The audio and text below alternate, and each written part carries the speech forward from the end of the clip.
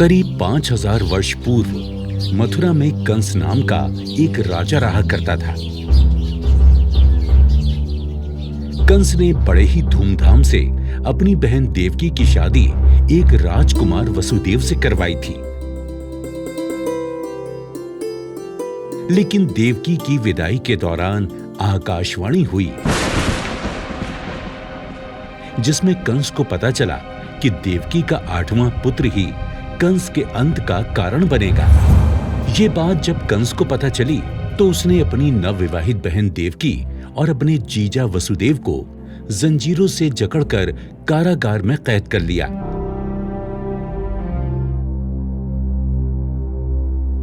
कंस ने देवकी और वासुदेव को कारागार में कैद कर दिया था। कंस ने एक एक करके उनकी 6 संतानों को मार दिया था।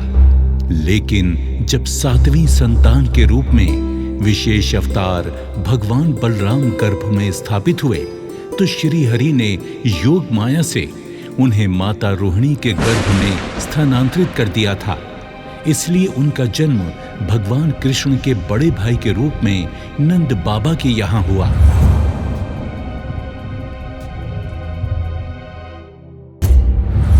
किंतु अब बारी थी देवकी के 8वें पुत्र के जन्म की। जिस कोठरी में देवकी वसुदेव कैद थे उसमें अचानक प्रकाश हुआ और उनके सामने शंख, चक्र, गदा, पद्म धारण किए चतुर्भुज भगवान प्रकट हुए। दोनों भगवान के चरणों में गिर पड़े। तब भगवान ने उनसे कहा, अब मैं पुनः नवजात शिशु का रूप धारण कर लेता हूं। तब मुझे इसी समय अपने मित्र नंद जी के घर वृंदावन में भेजाओ और उनके यहाँ जो कन्या जन्मी है उसे लाकर कंस के हवाले कर दो। इस समय वातावरण अनुकूल नहीं है, फिर भी तुम चिंता ना करो। जागते हुए पहरेदार सो जाएंगे, कारागृह के फाटक अपने आप खुल जाएंगे और उफनती अथाह यमुना तुमको पार जाने का मार्ग दे देगी।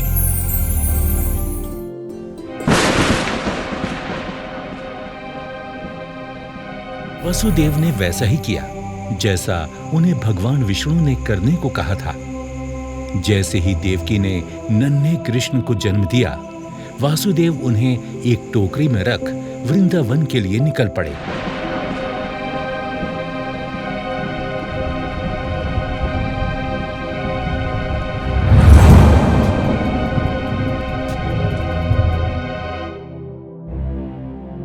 वो दिन अलौकिक था। सारे कारागार के पहरेदार सो रहे थे। यमुना नदी में भयंकर तूफान था, परंतु ज्यों ही वासुदेव यमुना को पार करने लगे, नदी ने उन्हें रास्ता दे दिया। उस तूफान और बारिश के बीच नन्हे कृष्ण की रक्षा के लिए शेषनाग भी पहुंच गए। वो दृश्य अत्यंत अद्भुत था। भगवान स्वयं पृथ्वी पर आए थे दुष्टों के दमन के लिए। वहां उन्होंने नवजात शिशु को यशोदा के साथ सुला दिया और कन्या को लेकर मथुरा आ गए। कारागृह के फाटक पूर्ववत बंद हो गए। अब कंस को सूचना मिली कि वसुदेव देवकी को बच्चा पैदा हुआ है। उसने बंदी गृह में जाकर देवकी के हाथ से नवजात कन्या को छीनकर पृथ्वी पर पटक देना चाहा, परंतु वो कन्या आकाश में उड़ गई और वहां से कहा, अरे मूर्ख, मुझे मारने से क्या होगा? तुझे मारने वाला तो वृंदावन में जा पहुंचा है। वो शीघ्र ही तुझे तेरे पापों का दंड देगा। तेरा अंत अब समीप है। ये सुनकर कंस को बहुत क्रोध आया और उसने वृंदावन के सभी नवजात बच्चों को मारने के लिए कई दैत्य भेजे। वृंदावन भी उसके अत्याचारों से अछूता ना रहा। ये क्या कर रहे हो तुम? कृष्ण, चलो मैया के पास। ये कहकर बलराम कृष्ण को मैया के पास ले जाते हैं। यशोदा घर के कुछ काम कर रही होती हैं। मैया, कान्हा ने मिट्टी खाई है। कान्हा, क्या ये सत्य है कि तुमने मिट्टी खाई? मैया, इसका मुंह तो देखो। कान्हा, जरा अपना मुंह तो खोलो। अभी पता चल जाएगा कि तुमने मिट्टी खाई है कि नहीं। कान्हा जी ने मुंह खोला। तभी यशोदा कान्हा जी के मुंह में संपूर्ण ब्रह्मांड को देख भयभीत हो जाती हैं और बेहोश होने लगती हैं। तभी नंद बाबा आकर यशोदा को पकड़ लेते हैं। अरे अरे, क्या हुआ यशोदा? यशोदा, क्या हुआ? कृष्ण ने मिट्टी खाई है। मैंने कान्हा के मुंह में संपूर्ण ब्रह्मांड देखा। शायद मुझे कोई भ्रम हो गया था।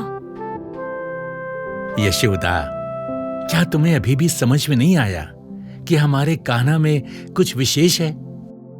परंतु उसके मुंह में मैंने... यशोदा, ये सब कृष्ण की एक नई लीला है। तुमने वही देखा जो सब देखते हैं।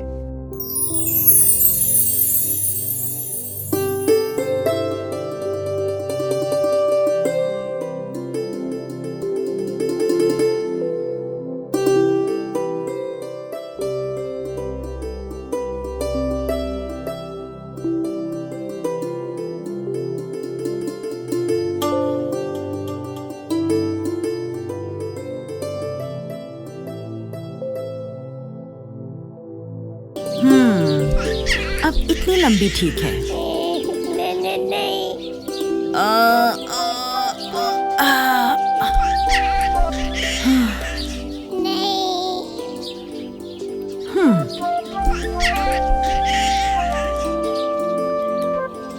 अब ये अवश्य पूरी हो जाएगी। मत मानो।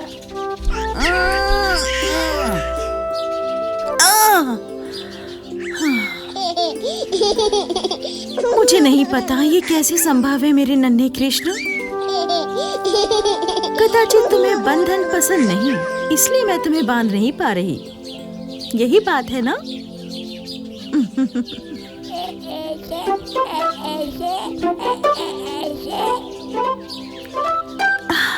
ये तुमने कैसे किया?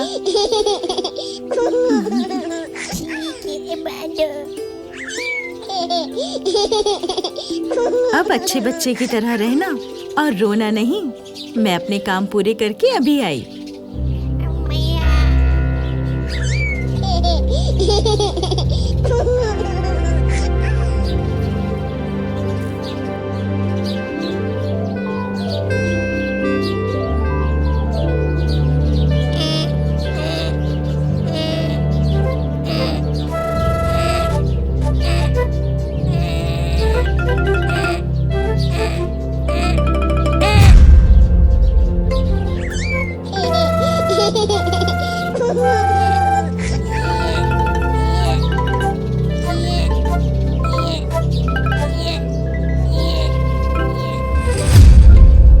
वो देखो, कृष्णा को फिर से भागने की कोशिश कर रहा है। देखो देखो, फंस गया। पकड़े जाओगे ना, मैया यशोदा बहुत पिटाई करेंगी।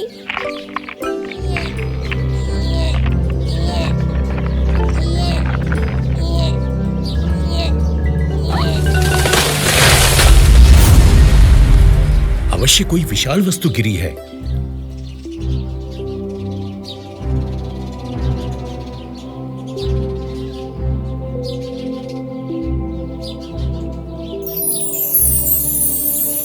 हे प्रभु, समस्त जगत के स्वामी, हमें श्राप मुक्त करने के लिए आपका धन्यवाद।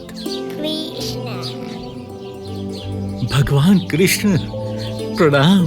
मैं नलकवारा हूँ और यह है मेरा भाई मणिग्रीवा। हम इन अर्जुन वृक्षों में श्राप से बंधे हुए थे। हमें नारद मुनि ने श्राप दिया था क्योंकि हमें हमारी संपन्नता पर गर्व हो गया था। तो उन्होंने कहा कि इस श्राप से मुक्ति का एक ही उपाय है। जब हम सर्वशक्तिमान श्री प्रभु विष्णु के दर्शन करेंगे तब हमें इस बंधन से मुक्ति मिल जाएगी। हम आजीवन आपके भक्त रहेंगे प्रभु।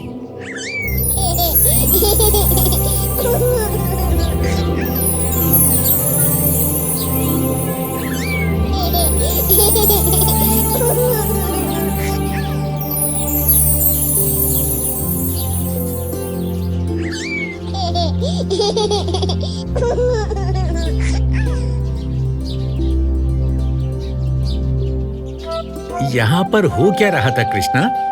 इतने विशाल काय वृक्ष भला कौन उखाड़ सकता है? वृक्ष गिर गए और डरा विष्णु। कृष्णा, ये असंभव है। सच में वो इन पेड़ों के बीच घुसकर मुक्त होने का प्रयास कर रहा था और फिर उसने खींचतान की और दोनों पेड़ उखड़ गए और उनमें से 2 देव पुरुष निकल आए। 2 देव पुरुष? हाँ, उन्होंने फिर कृष्ण से बातें की, सर झुकाकर प्रणाम किया और फिर आकाश में उड़ गए।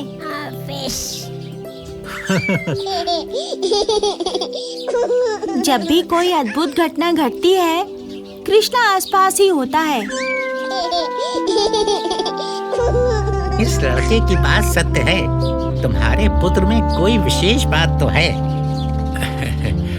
लो। हाँ, बिल्कुल अद्भुत।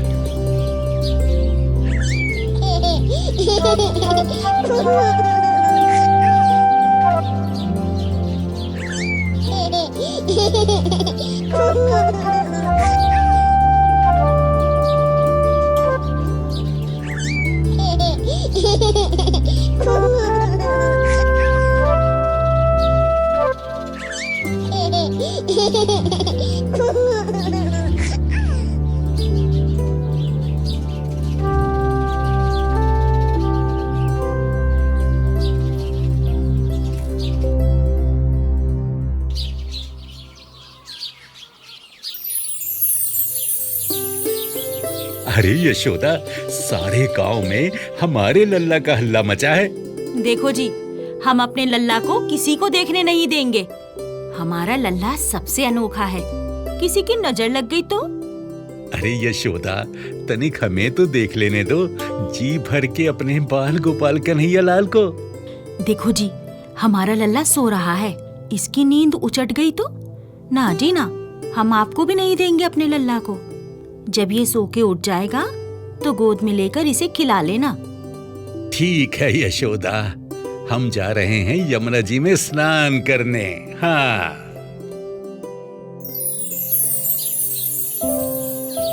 मेरा लल्ला माखन खाएगा। आजा आजा, मैं अपने हाथों से अपने लल्ला को माखन खिलाऊंगी। अरे यशोदा, ए यशोदा, भूख लगी है, भोजन परोस दो। देख नहीं रहे हो, हमारी गोद में लल्ला है। हम भोजन कैसे परोसें आपके लिए? अरे यशोदा, जब से तुम्हारा लल्ला हुआ है ना, तब से हमारी एक नहीं सुन रही हो तुम। बस मेरा लल्ला गोद में है, मेरा लल्ला गोद में है, उसे खिलाती रहती हो। हाँ जी, जब तक मेरा कान्हा बड़ा नहीं हो जाता, तब तक आपको ही अपने सारे काम करने पड़ेंगे। अच्छा अच्छा, ठीक है ठीक है, हम स्वयं ही भोजन परोस लेंगे अपने लिए। तो यहाँ खड़े होकर मेरे लल्ला को घूर काहे रहे हो? अब जाओ ना। अरे जा रहे हैं, तनिक एक नजर हम भी तो देख लें अपने लल्ला को।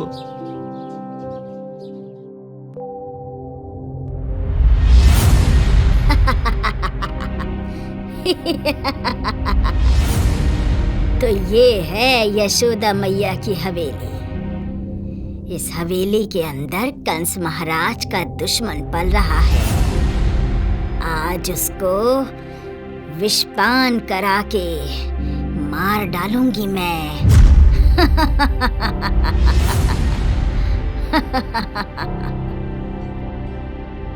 अरे यशोदा, तेरा लल्ला तो बड़ा सलोना है, श्याम वर्ण है, कितना अनुपम मनमोहक रूप है। तू कौन है री, जो मेरे कान्हा को नजर लगाने आ गई? चल हट, जादू टोना करने आई है क्या मेरे लल्ला पर? यशोदा, तेरे लल्ला को देखकर मेरी ममता जाग उठी है। मेरे स्तनों में दूध की धारा प्रवाहित होने लगी है। मैं तेरे लल्ला को दुग्ध पान कराना चाहती हूँ। ना जी ना, मैं अपने लल्ला को किसी को छूने भी ना दूं। अगर तूने जादू टोना कर दिया मेरे लल्ला पर तो? यशोदा बहन, ऐसी बातें क्यों कर रही है तू? नारी ना, मैं तेरे लल्ला की बुआ लगती हूँ। तेरे लल्ला को देख के मेरे स्तन रूपी ममता के सागर में दुग्ध की धारा उमड़ने लगी है। यदि मैंने तेरे लल्ला को दुग्धपान नहीं कराया तो मेरे स्तनों में तीव्र वेदना उठने लगेगी, जिसे मैं सहन नहीं कर पाऊंगी। यशोदा, ला, अपने लल्ला को मुझे दे दे। मैं इसे दुग्धपान करा के दुग्ध भरे स्तनों की वेदना से मुक्त हो जाऊंगी। अरे यशोदा, काहे को इतना इतरा रही है? ये बेचारी तेरे लल्ला को दुग्धपान ही तो कराना चाह रही है, करा लेने दे इसे। ठीक है, लेकिन 2 घड़ी से अधिक नहीं पिलाना। लल्ला, काहे चीखे जा रहे हो? मैं बुआ लगती हूँ तुम्हारी। शांत हो जाओ कान्हा, अपनी बुआ का दुग्धपान करने लगो।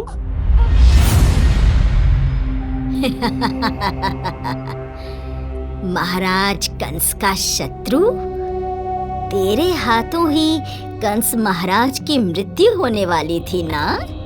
अब तेरी मृत्यु पूतना बुआ के विषैले स्तनों का दुग्धपान करने से होगी।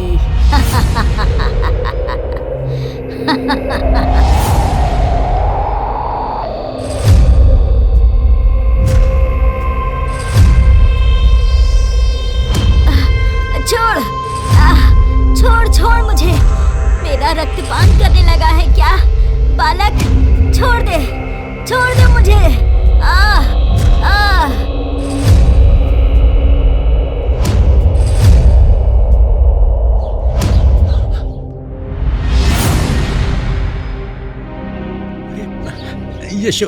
यशोदा, अरे उठो ना यशोदा, क्या हो गया तुम्हें?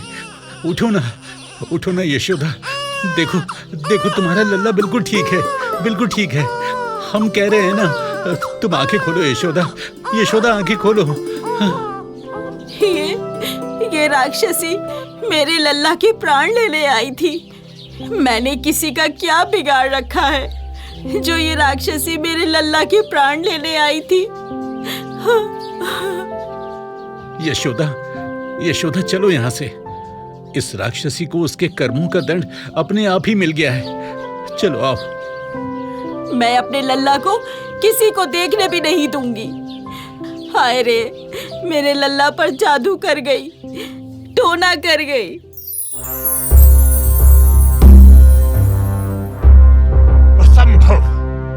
असंभव, ऐसा नहीं हो सकता है गुप्तचर, ऐसा कदापि नहीं हो सकता है। महाराज, ऐसा ही हुआ है। बालक कृष्ण ने पूतना का दुग्धपान करते करते रक्तपान करके पूतना का ही वध कर डाला। जो कृष्ण का वध करने गई थी महाराज, कृष्ण ने उसी का वध कर डाला। कृष्ण कृष्ण कृष्ण, इस नाम ने मेरी रातों की नींदें और दिन का चैन छीन लिया है। एक छोटा सा बालक ये सब कैसे कर सकता है गुप्तचर? कैसे कर सकता है?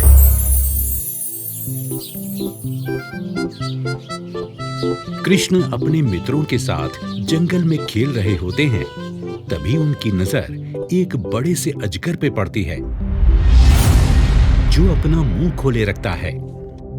अरे कान्हा, देखो तो, ये तो बहुत बड़ी गुफा है।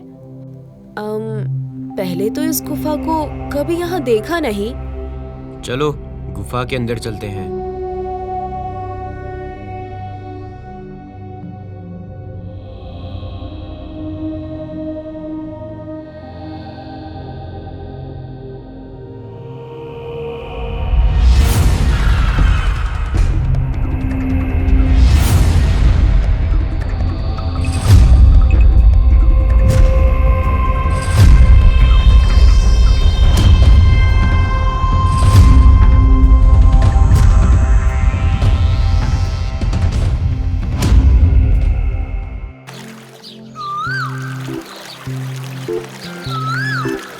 यमुना किनारे कृष्ण और बलराम और उनके कुछ दोस्त खेल रहे होते हैं और अपनी गायों को चरा रहे होते हैं।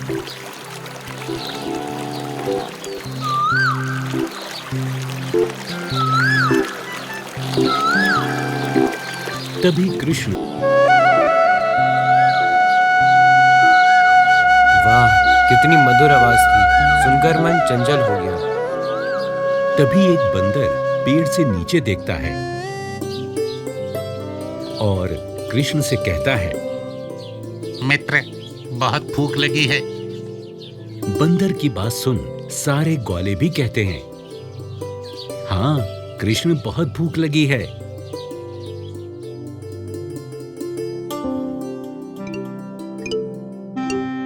श्री कृष्ण अपने कुछ साथियों की मदद से एक गोपी के घर में खिड़कियों से झांक रहे होते हैं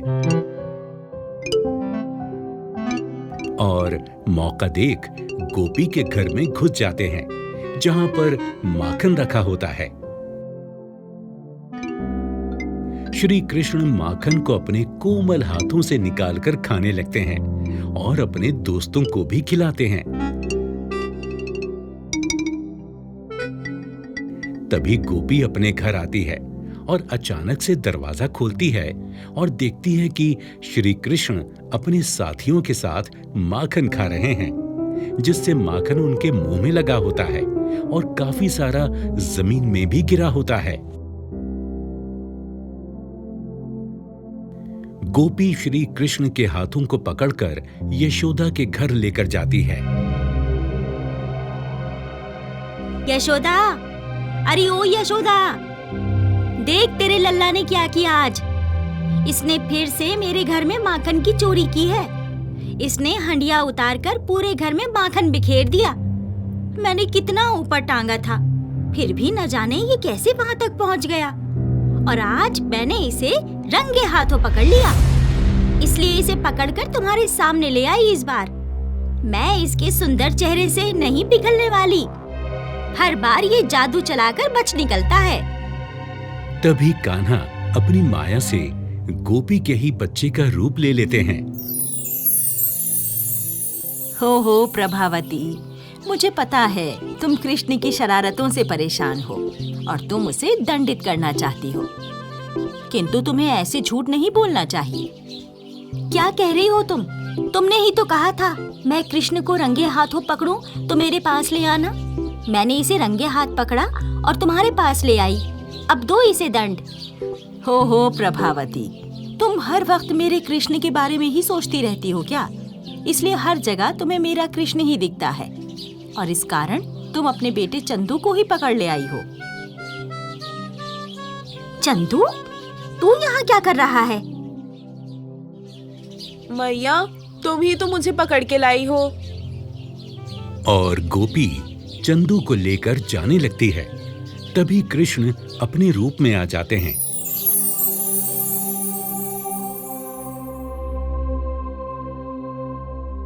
वृंदावन में इंद्रदेव की खुशी के लिए यज्ञ किया जा रहा होता है। तभी कृष्ण नंद जी के पास जाते हैं और नंद जी से कहते हैं, बाबा, हम यज्ञ क्यों कर रहे हैं? पुत्र कृष्ण, ये बहुत पुरानी परंपरा चली आ रही है। इंद्रदेव की कृपा से ही बारिश होती है और फसल होती है।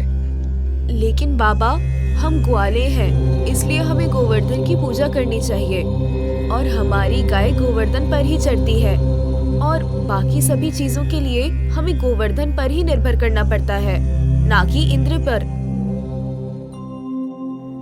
वृंदावन वासी कृष्ण की बात सुनकर गोवर्धन की पूजा करने चले जाते हैं, जिससे इंद्रदेव काफी क्रोधित होते हैं और क्रोध में आकर काफी तेज बारिश करने लगते हैं,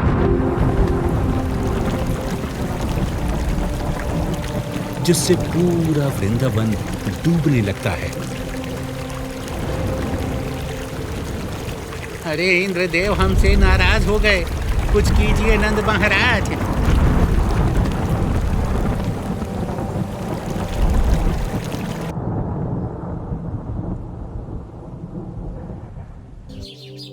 मेरे प्यारे कृष्ण, मैं जानता था तुम हमारा ही हित चाहते हो, लेकिन हमने इंद्रदेव को कुपित कर दिया। इसी समय हमें उनसे क्षमा मांगनी चाहिए। नहीं, कृष्ण कभी हम वृंदावन वासियों पर कोई आँच नहीं आने देगा। आपने सही कहा मैया। आप सबके लिए मेरा प्रेम इंद्र की इस दुष्टता से बहुत बड़ा है। वृंदावन की रक्षा मैं अवश्य करूंगा। ये कहकर कृष्ण जाने लगते हैं और साथ ही वृंदावन वासी भी कृष्ण के पीछे जाने लगते हैं। और फिर कृष्ण अपनी एक उंगली की मदद से पूरे गोवर्धन पर्वत को उठा लेते हैं और सारे वृंदावन वासी गोवर्धन के नीचे अपनी रक्षा करते हैं। ये देख इंद्रदेव और अधिक क्रोधित होते हैं और कृष्ण की बात बनने के क्रोध में वृंदावन वासियों पर आग का गोला बरसाते हैं।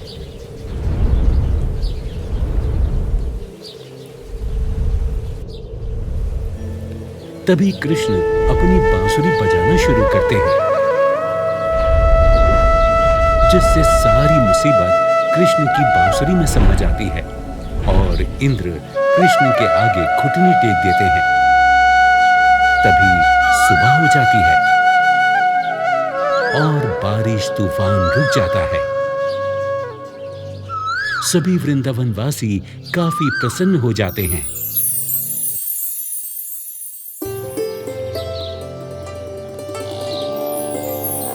मैया, मैं गैया चराने मधुबन जा रहा हूँ। लल्ला, यमुना किनारे मत जाना। मैंने पोटली में टिक्कड़ और गुड़ बांध दिए हैं। भूख लगे तो खा लेना। ठीक है मैया। मैया, तुम मेरी इतनी चिंता काहे करती हो?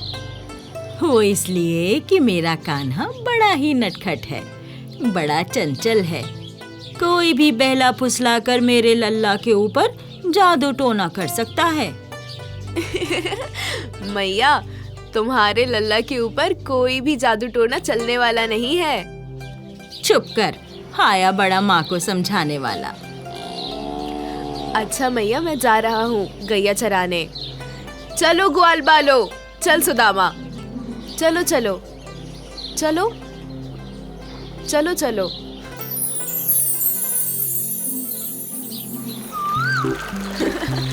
चल सुदामा, गेंद पकड़ के दिखा। कृष्णा, देख मैंने गेंद पकड़ ली, अब तू पकड़ के दिखा।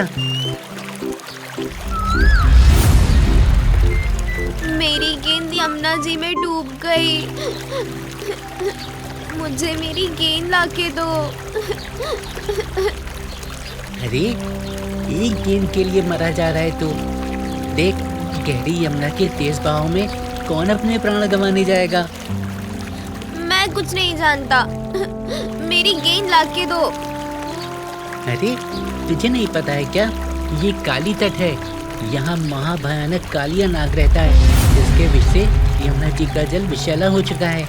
यहाँ से दूर दूर तक कोई भी जल जीव नहीं रहता है। कौन जाएगा ऐसे विषैले जल में मरने के लिए?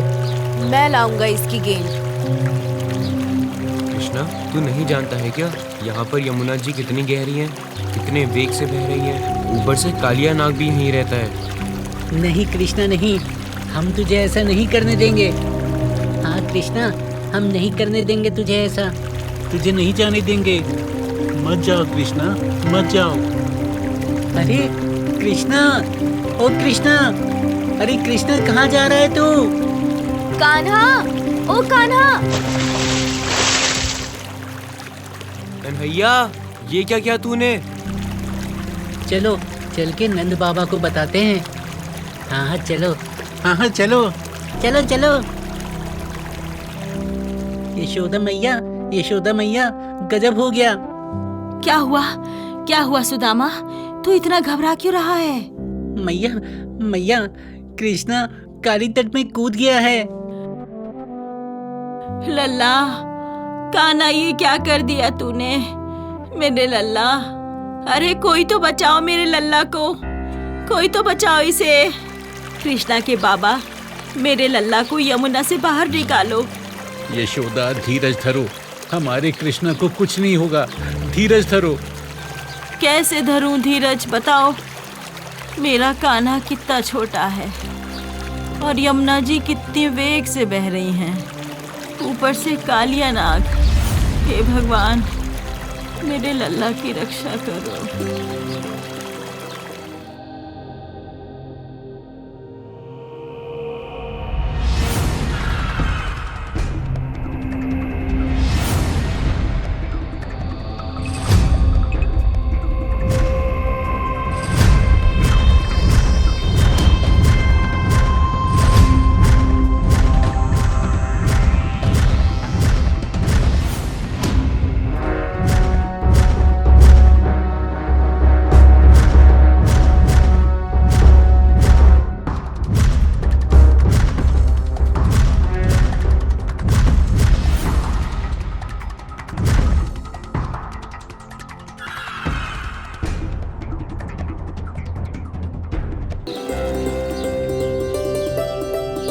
कन्हैया, कन्हैया आ गया तू।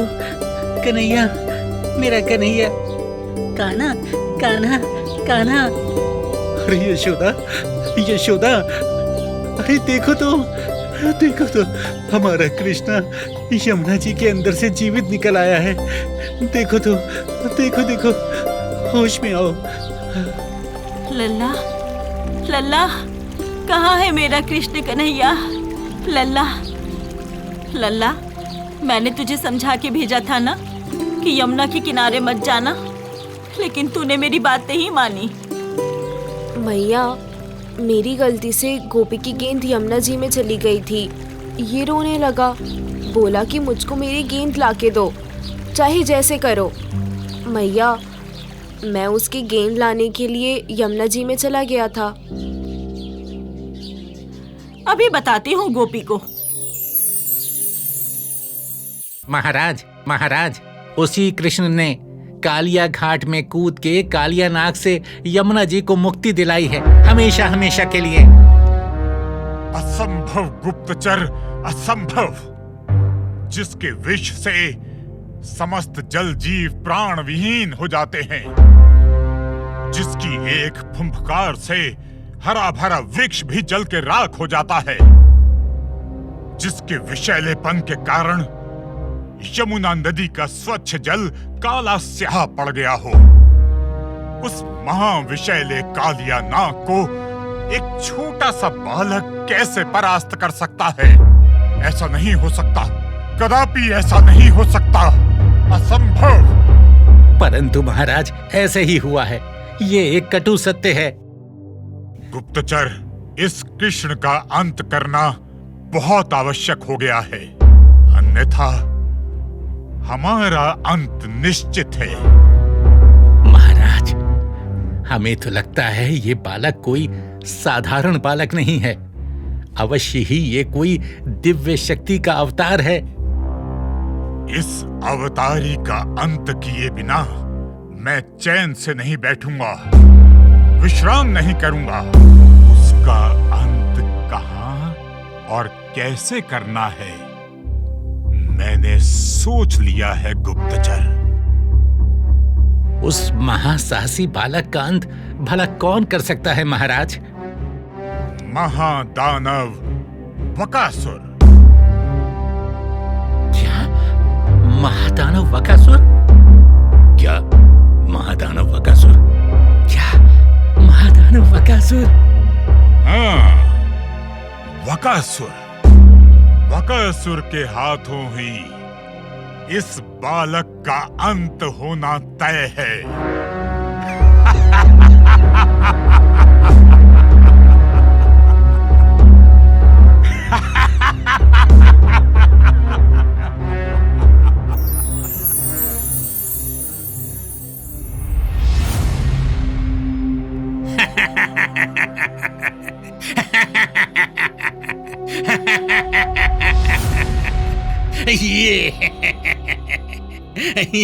तो ये मुरली वाला बालक है जिसने महाराज कंस की नाक में दम कर रखा है।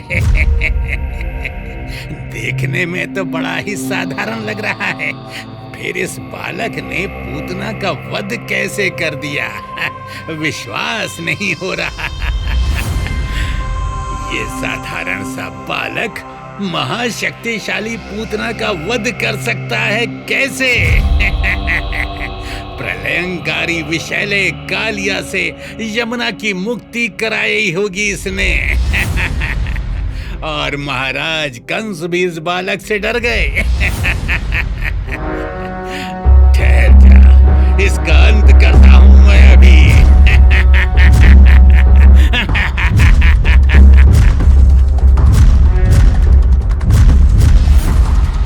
कृष्णा, कृष्णा भाग, भाग कृष्णा, ये विशालकाय बगुला तुझे निगल जाएगा तुझे। भाग ले कृष्णा, भाग।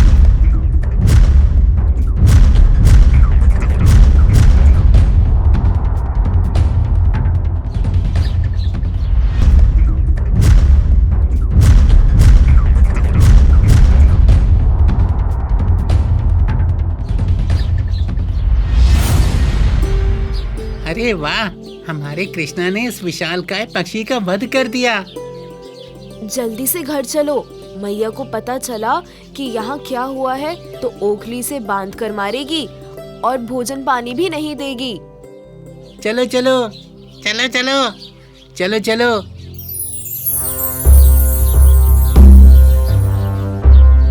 असंभव गुप्तचर, असंभव। इतने महाबलशाली वकासुर का वध करना किसी देवता के वश में नहीं है। तो फिर इस छोटे से बालक ने वकासुर का वध कैसे कर दिया? असंभव, हम नहीं मानते। महाराज, आप माने या ना माने, परंतु सत्य तो यही है कि वकासुर भी कृष्ण के हाथों मृत्यु को प्राप्त हो चुका है। कृष्ण कृष्ण कृष्ण, क्या भला है ये कृष्ण? महाराज, आपकी बहन देवकी का 8वां पुत्र आपका भांजा ही कृष्ण है। खामोश मंत्री, तुम हमारे मंत्री हो या उस ग्वाले के? क्षमा करें महाराज, मैंने तो आपको सत्य बताने की कोशिश की थी। सत्य को पहचानिए महाराज, सत्य को पहचानिए। कोई बात नहीं, हम जिसे छल से नहीं मार सके उसे बल से मारेंगे। वो कैसे महाराज? हम उस बालक को मथुरा आने के लिए आमंत्रित करेंगे और जब वो मथुरा आएगा तो हम उस पर मदमस्त हाथी छोड़ देंगे। हाथी उसे अपने पैरों से कुचलकर मार डालेगा और हमारा शत्रु सदा के लिए समाप्त हो जाएगा। महाराज, यदि नशे में डूबे गजराज भी उस बालक को परास्त न कर पाए तो? चुप कर जा। तू कैसा मंत्री है? हमारा साहस बढ़ाने की बजाय हमें डराता रहता है। महाराज, मैंने तो केवल प्रश्न किया था कि यदि गजराज भी उस बालक को ना मार सके तो हम स्वयं उस बालक से मल्ल युद्ध करेंगे और वो हमें परास्त नहीं कर सकता, कदापि नहीं कर सकता। मल्ल युद्ध में मेरे हाथों मारा जाएगा वो बालक।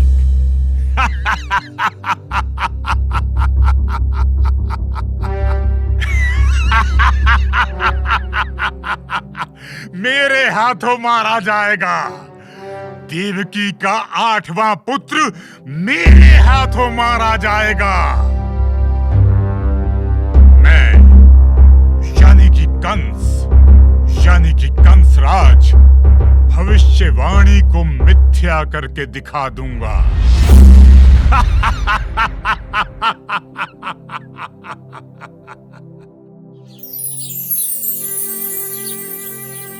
मत जा मेरे कान्हा, मत जा। तेरे बिना तेरी मैया जीवित नहीं रह पाएगी लल्ला। हाँ कान्हा, यशोदा मैया सही कह रही हैं। क्या आवश्यकता है तुम्हें मथुरा जाने की? कृष्णा, हमें छोड़ के मत जा। हमारे साथ कौन खेलेगा, कौन बांसुरी सुनाएगा हमें? कान्हा, तो इतना निष्ठुर कैसे हो गया? क्या तेरा हृदय नहीं फट रहा है हमसे दूर होने से? सखा, हमें मथुरा तो जाना ही पड़ेगा। कंस मामा ने निमंत्रण भेजा है तो निमंत्रण स्वीकार तो करना ही पड़ेगा। निमंत्रण आया है तो कंस तुझे क्या खिला देगा? बोल कन्हैया, बोल तू क्या खाएगा? मैं तेरे लिए तरह तरह के पकवान बनाऊंगी, तुझे अपने हाथों से खिलाऊंगी। बस तू जाने का नाम ना ले कान्हा, जाने का नाम ना ले। मैया, तेरी बहुत याद आएगी मुझे। ये ग्वाल बाल, ये यमुना की धारा, ये गैया, ये वट वृक्ष, ये वन ऑफ वन, इन सबको भूल पाना असंभव है मेरे लिए मैया। परंतु हे मैया, जिस उद्देश्य से हमारा जन्म होता है उस उद्देश्य को पूर्ण करना हमारा कर्तव्य है। बाबा, मत रोको हमें, हमको जाने दो, हमें अपना उद्देश्य पूरा करने दो।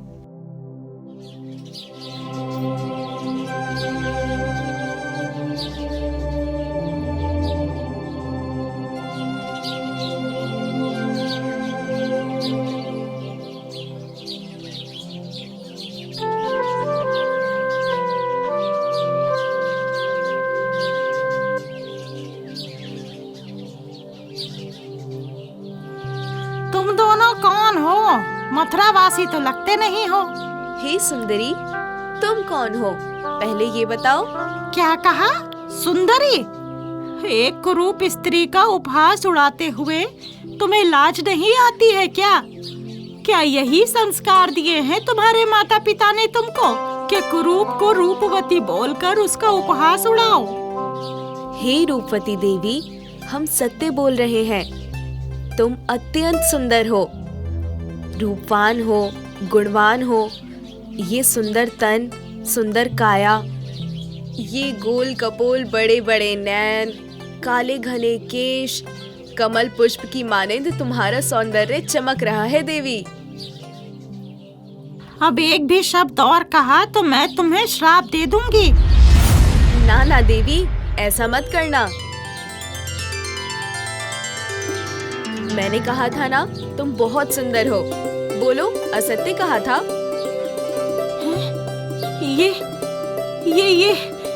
ये मैं ही हूँ क्या? मेरा कुबड़ कहाँ गया? मेरी कुरूपता समाप्त हो गई। तुम कौन हो? अपना परिचय दो। ये कृष्णा है, मैं बलराम हूँ। हम नंदगांव से अपने कंस मामा जी से मिलने आए हैं। आप दोनों के दर्शन पाकर मेरा जीवन सफल हो गया। धन्य हो गई मैं, धन्य हो गई।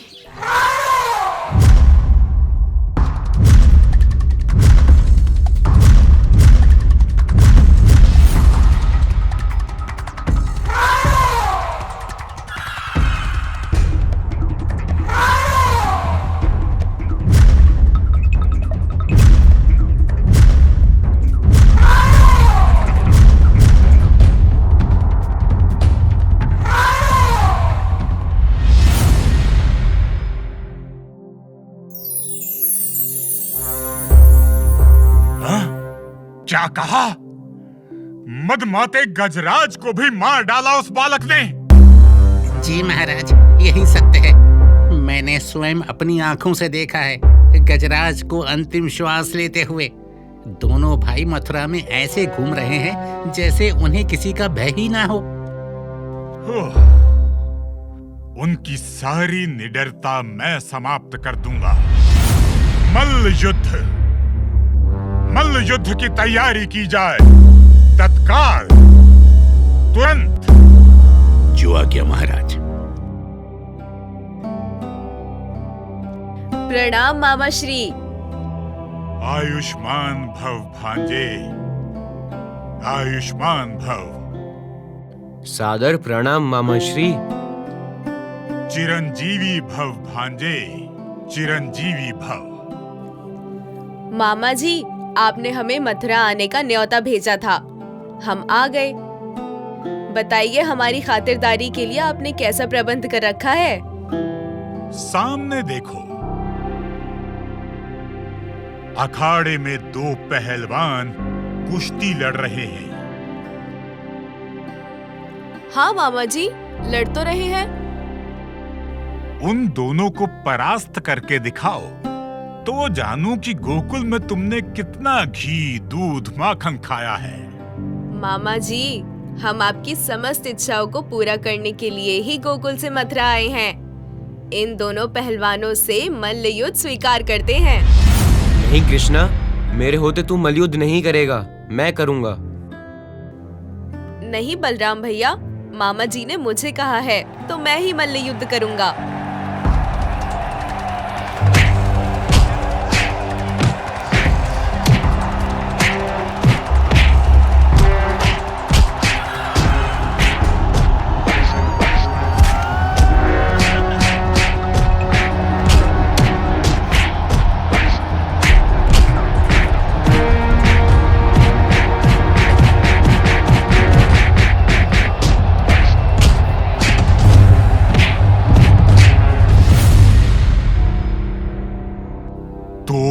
महाबली पहलवानों को धूल चटा दी इस बालक ने।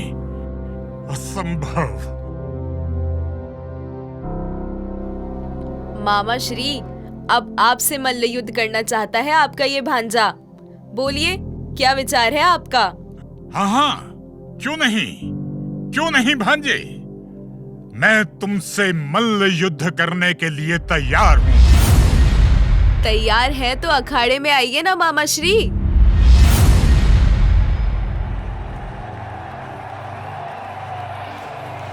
महाराज कंस की जय, महाराज कंस की जय, महाराज कंस की जय। हाँ कृष्णा, टांग पकड़, गर्दन में हाथ डाल और गिरा दे।